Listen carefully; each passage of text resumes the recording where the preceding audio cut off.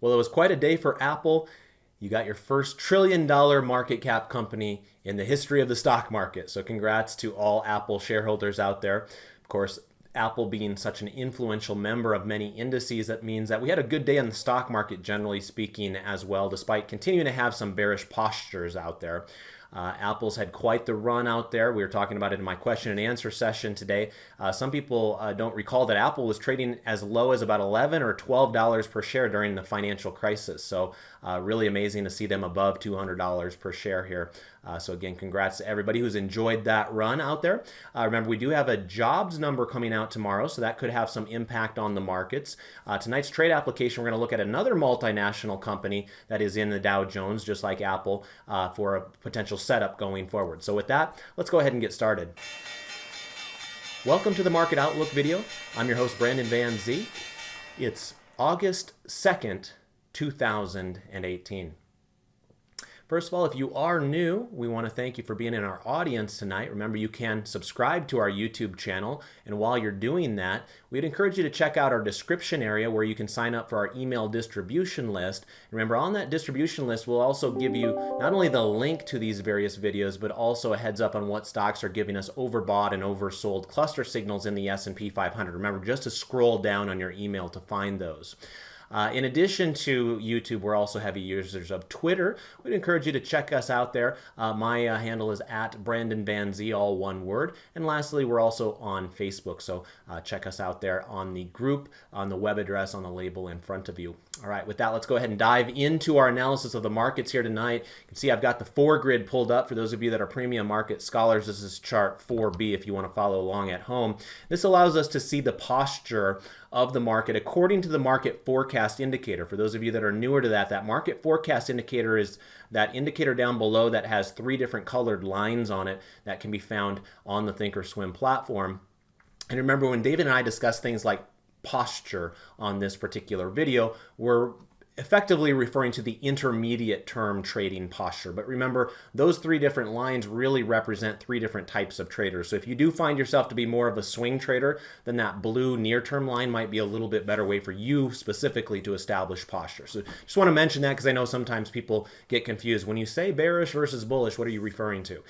So we're talking about intermediate term time frame. Think 1 to 3 months is kind of an intermediate term. So as we look at this particular setup, you'll notice here, of course, the S&P 500 was up today. Remember, Apple being the largest market cap company has a big effect on something like a market cap weighted index like the S&P 500. So the S&P 500 was up about 0.5% today. It's a pretty good sized day. You'll notice that the Dow Jones was basically break even today. The NASDAQ was actually up over 1%, 1.24% there. And then the Russell 2000 was up 0.77%.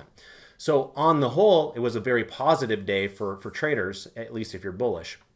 Now, the downside, the bad news. So that was the good news. The bad news is that our postures from an intermediate term perspective are now largely bearish, with the one exception of the Dow Jones. You'll notice that the Dow Jones has retained its bullish posture. We know that because, first of all, that green line is in the upper reversal zone there on the market forecast indicator itself. But remember, our background colors of our charts will also tell us whether we're bullish or bearish on this particular chart setup. So as you can see, we went to a pink background here on the S&P 500 today, and that tells us that that green line is now considered weakly bearish. Now, that doesn't mean go bet the farm on a big breakdown of the markets. This is just kind of testing the waters of bearishness right now, and it can easily flip back to a bullish posture here. If we have another couple days like we did today, I'm sure that would likely happen. So remember, the green line goes bearish when it crosses down below the 80 zone on the market outlook, and that's exactly where we're at right now. We fell down to 79.25 and continue to be falling. So if that were to pop back up even a half a point tomorrow, that would be back to a bullish posture. So it's not something that we concern ourselves with too much until we start seeing actual breakdown of support, different things like that. With the NASDAQ, it's much the same, but we've had a bearish posture in the NASDAQ for the last 3 or 4 days. But that was a real nice snapback rally, and boy, did they ever need it. You know, it seemed like the tone of the market changed last week after the Facebook announcement. So it is good to see that NASDAQ stocks found a little bit of recovery room here today. We'll see how long that lasts, but very positive looking candle there where we closed near the highs of the session. The Russell 2000 continues to kind of just drift sideways. Of course, we got that iron condor that I discussed on the Russell 2000. I think it was last week at some point, but that's kind of where we're still at. We're in that range of sideways trading activity. We're not making big moves up or big moves down. And for some people, they would say, well, that's good. Market needs a chance to take a little bit of a breather. After all, the Russell 2000 was in a very big upward trajectory here from May until basically the end of June. And so if we can maintain strength, even if we don't continue to go up, that could be viewed as a positive sign. So we do continue to have that bearish posture on the Russell 2000, but the price activity was robust enough today to get us right back up to that moving average. So we'll see where that takes us going forward, but I still view the Russell 2000 more as neutral rather than thinking of it as hugely bullish or hugely bearish. Let's go ahead and take a look at another chart setup here. Let's go to chart 4C this time. This is going to be our 3 green arrows chart setup. This background color on this chart setup is a little bit different, where what we're looking for in terms of colors of the background, when you see green, it means we have 3 green arrows. When you see red, it means we have 3 red arrows. When you see white, it means we have a mix of green and red arrows. So as an example, here with the S&P 500, it's white in the background there, and that tells us we have a mix. And so we do have that green arrow still on the moving average, but we have a red arrow on the MACD and a red arrow on the stochastic. So it's more of a neutral feel to the S&P 500 right now. You will notice that as of today, we actually did get a couple of red arrows there on the Dow, so we'll keep our eye on that going forward. In terms of the NASDAQ right now, we actually went back to neutral today because prices closed above the moving average. Again, that's a strong sign from a price perspective, but we still got a little bit of work to do to get those green arrows back on the MACD and on the stochastics. And then lastly, down here, we're at the Russell 2000. It's much the same as the NASDAQ, actually. We have a green arrow that popped back into place today on the moving average, but we still have those red arrows on the MACD and the stochastic. So we don't actually have 3 green arrows on any of our charts. The one that we were closest to was the Dow Jones, but unfortunately today we got some of those red arrows to creep in. So kind of at a peculiar place right now where we have a mix of green and red arrows on all 4 of our indices, which kind of tells us a little bit about the market. It feels like a more transitionary period where we're kind of waiting and seeing where's this market going to take us. If we want to give the benefit of the doubt to the trend, remember the longer term trend is still to the upside. But clearly we're in a rockier part from a seasonality perspective right now. Remember, we've seen plenty of pullbacks in August and September and October in the past. So that's always kind of in the back of traders' minds as well. All this news with tariffs and trade wars and all this, you just never know when that will come back to haunt us. But right now, I would say we're kind of in a resilient, sideways pacing type of a market, and I think for a lot of folks, that's just fine. Moving on now to a longer term view, this is going to be your 1040 crossover method chart. This is chart 4D. And the background colors of these charts will be green if we have a 10-period exponential moving average above a 40-period exponential moving average. Now, in these charts, the orange line is the 10-period, the blue line is the 40-period. And remember, we're applying this to a weekly candle chart. So for those of you that like your daily candle charts, it's basically the same thing as a 50 and 200-day moving average. Some of you have heard that referred to as a golden cross or a death cross in terms of the crossing of the moving averages themselves. And so the last time we got any sort of a posture change on this style of investing was over 2 years ago. We have retained bullishness this entire time. Now, there's been plenty of people that have come out and said they were bearish along the way, but clearly if you guys look at these charts, you would rather be on the bullish side of the equation for the vast majority of the days and the weeks and the months over the last 3 years, which these charts represent. And that's continuing to be the case. Every day is not perfect. The market doesn't go up every day, but generally speaking, this is a market that is still controlled by the bulls. All right, moving on now to our 12 grid analysis.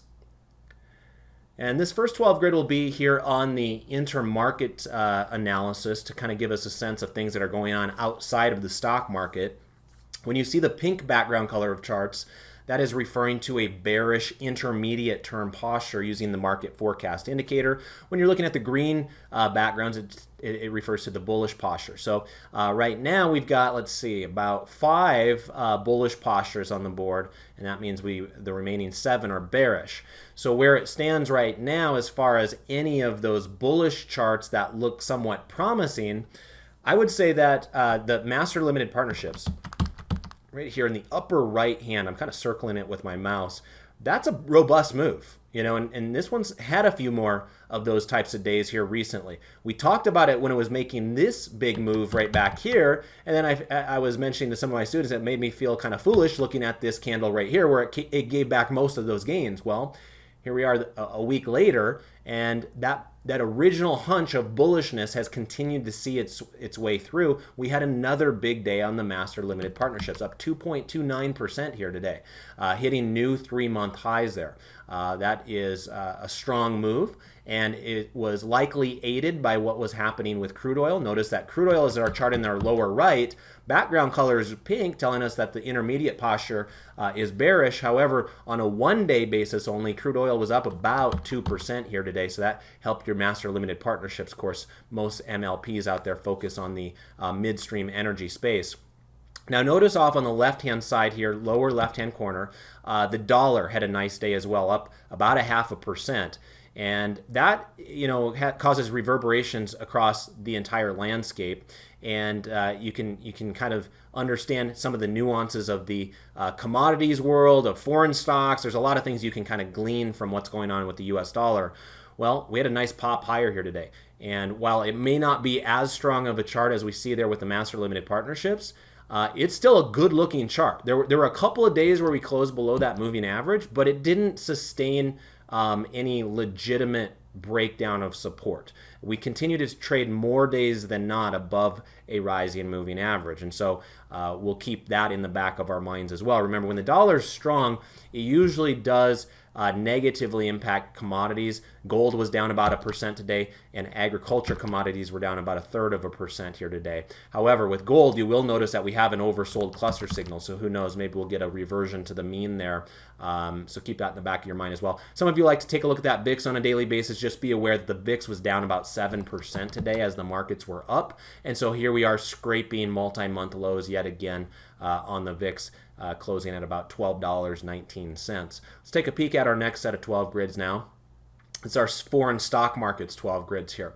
Now remember again, that US dollar is an important asset class when we're talking about foreign investments. Generally speaking, if the dollar is strong, the US dollar is strong, then foreign investments priced in dollars here for us in the United States will do relatively worse.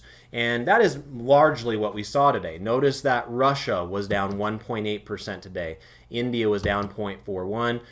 China was down 1.2% today. Mexico was down 1.1% today. Australia was down a little bit. Japan was down a little bit. Germany was down over 1% today, 1.45%. We had United Kingdom down 1.1% today. Israel was down 1.1% today. And South Africa got hammered today, down 2.9% today. So we'll see where that leads us going forward. But what we can glean from this information is that with the strong US dollar, it has negatively impacted these foreign markets, at least in the eyes of US-based investors after that currency conversion. And so be aware that if you expect that dollar to continue to strengthen going forward, then these foreign stock markets are probably not your best bet in that type of an environment. You might be a little bit better off in the US-based markets. And so let's go ahead and take a peek at what's going on from a US sectors perspective here. Let's go to chart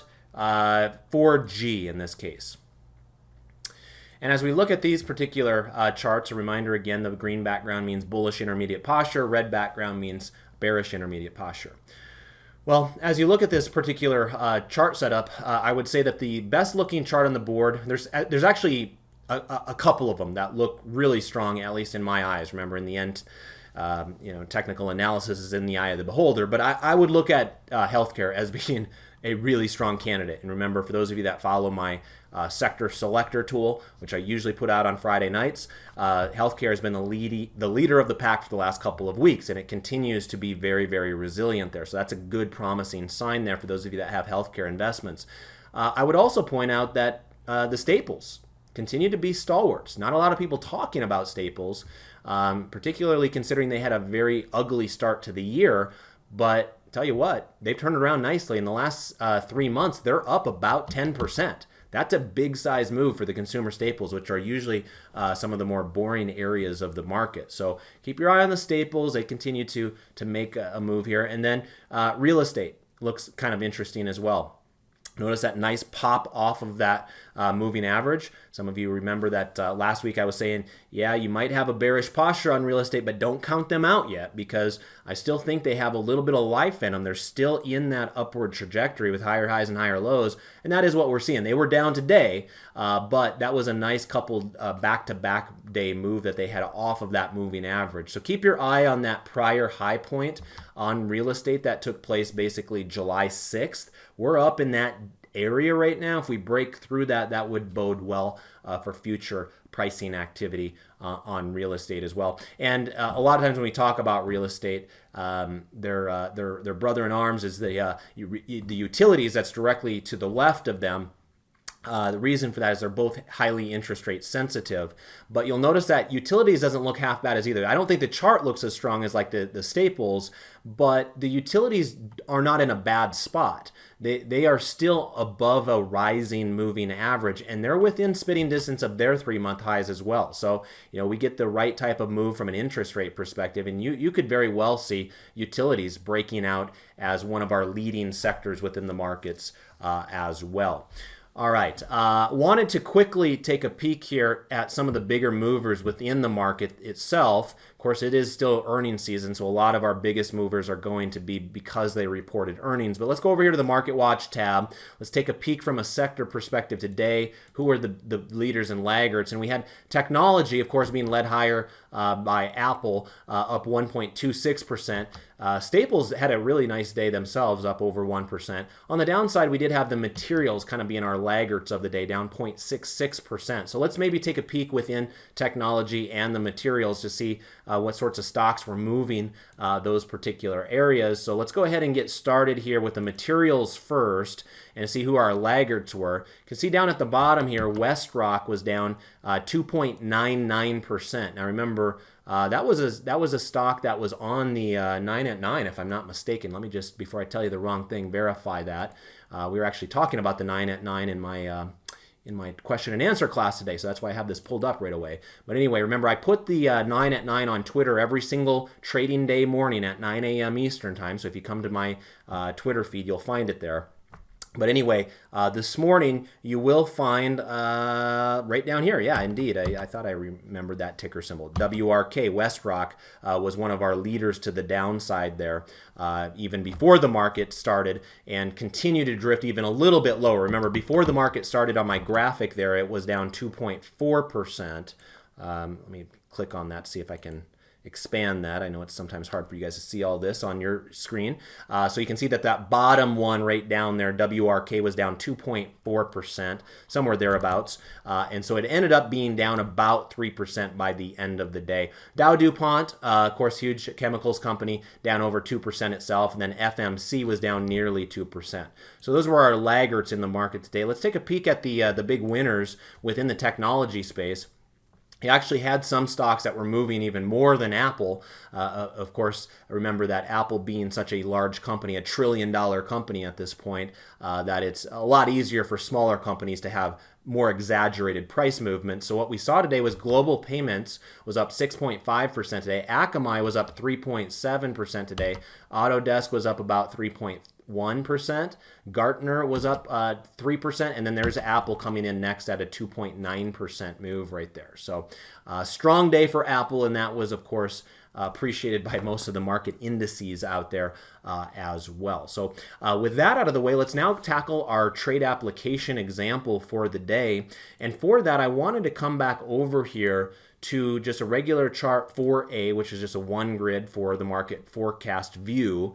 And as a reminder, the Dow Jones is the only major index that retains its bullish posture at this moment. Here's the DIA as just an example, so to verify that we do have a bullish posture on the Dow. Well, of course, one of the big companies within the Dow is Nike. It's one of the great retailers out there globally, worldwide. And their chart, after having an explosive move higher off of their last earnings announcement, has mostly drifted sideways. But I do like the activity that I see here over the last couple of days on Nike. You'll notice a nice bounce off that rising moving average. Of course, that background color tells us that we do have a bullish posture using the market forecast on Nike as well. And I also like the fact that it closed above some of those key resistance areas. Notice that we closed in the upper half of today's candle range, not exactly at the top, but in the upper half. But importantly, we did close above the range of these two candles that I'm pointing at right here from the end of July. And of course, we also closed above this consolidation zone that we saw kind of in the middle of July as well. So a little bit of mojo coming back there for Nike. And of course, being part of that Dow doesn't hurt right now either. So we're going to go ahead and take a trade on Nike here in our paper money account. So what I thought we would do today is let's go over here to the trade tab first. I've got the September contracts pulled up. Now, these are the monthly contracts that have 50 days until expiration. And what I thought we would do is a long call vertical spread. Now, remember, that's a debit spread. It is not one of those credit spreads that we have referred to in the past. This is going to be a more directional type of a trade. And usually the way that we set these up is, we buy one strike in the money and we sell one strike out of the money. Well, with this stock trading at $78.65 right now, then as we look at that strike list that's available to us here, you can see that the $77.50 call would be the first one in the money, and the first one out of the money would be the $80. And so in order to implement that type of a trade idea, we would right click and we would go to buy vertical. And when we do that, you can see that it loads up our trade down below here. Now, one of the things that I try to do, now I can't get this done every single time, but if I had it my way, what I would like is to have a situation where when we're doing one strike in the money, one strike out of the money, to have an equal opportunity at a reward as we would as much money as that we're risking. So a one-for-one risk-reward type of a situation. Well, you can see right here as we load up this long call vertical spread that we have $2.50 wide distance between the strikes in our spread. And so if it's a debit spread and I wanted to implement that thought process that I mentioned before, I wouldn't want to pay more than $1.25. As you can see, as it stands right here, I would have to pay $1.30. Now, if you want to be more aggressive on the trade, you can certainly take it there at 1.3, but you would make less than a one-for-one kind of risk-reward situation. So what I thought I would do here is, since we have 50 days until expiration on this one, it gives us plenty of time to be patient with it. So I am actually going to put it in at $1.25, and in this particular case, I'm going to change this day order over here to good till cancel. Now, what's going to be required of that is for Nike to have a little bit of a pullback in all likelihood in order for us to get filled on this trade. So if Nike just blasts off tomorrow and never ever looks back, we likely will not get paid or get filled, I should say. On the other hand, if Nike, like the rest of the market, kind of has more of side-to-side type of movement that we've been seeing in these summer sessions here, then potentially we'll get filled at an appropriate price there. But like I mentioned before, the chart at least is firming up nicely on Nike after taking a little bit of a break after an earnings announcement, catching its breath a little bit, and it kind of looks like it's gearing up for another run. So what we're hoping to do, for those of you that are newer to this style of trading, is we want Nike to close above 80 on expiration day, assuming we get filled on this. Now, if that were to occur, what would happen then is we would make $1.25. And of course, we're risking $1.25 right here. So another way to think about that would be like 100% return on your risk that you're taking. So we'll see if that happens or not. It is a more directional trade. Remember, it is not as high probability of a trade as what we usually look at when we're doing credit spreads. So you have to remember there's always that balancing act between risk and reward that you have to consider here. So this is going to be a riskier type of a trade, a lower probability trade, but one that at least has some positive elements chart-wise to give us a reason to believe that a directional move could be made from Nike going forward. So I'm going to go ahead and click confirm and send. Review that one last time. I'm risking $125 in the hopes of making $125. And so that looks good to me. I'll go ahead and send that one off. All right, well, I want to thank you for joining me here tonight. Always a pleasure to go to work for you. David should be back in the saddle there tomorrow. Remember, tomorrow night, look on my Twitter feed. There should be the new sector selector available as well. Remember as well, if you get value out of these daily videos for watching David and I on these market outlooks, make sure you're tweeting that information out as well, either liking and retweeting our own or tweeting it out on your own. And if you can give us a thumbs up there on YouTube and on Facebook and all that stuff, that helps us as well. We really, really do appreciate it. With that, I want to wish you all the best with your trades and your investments. Goodbye for now.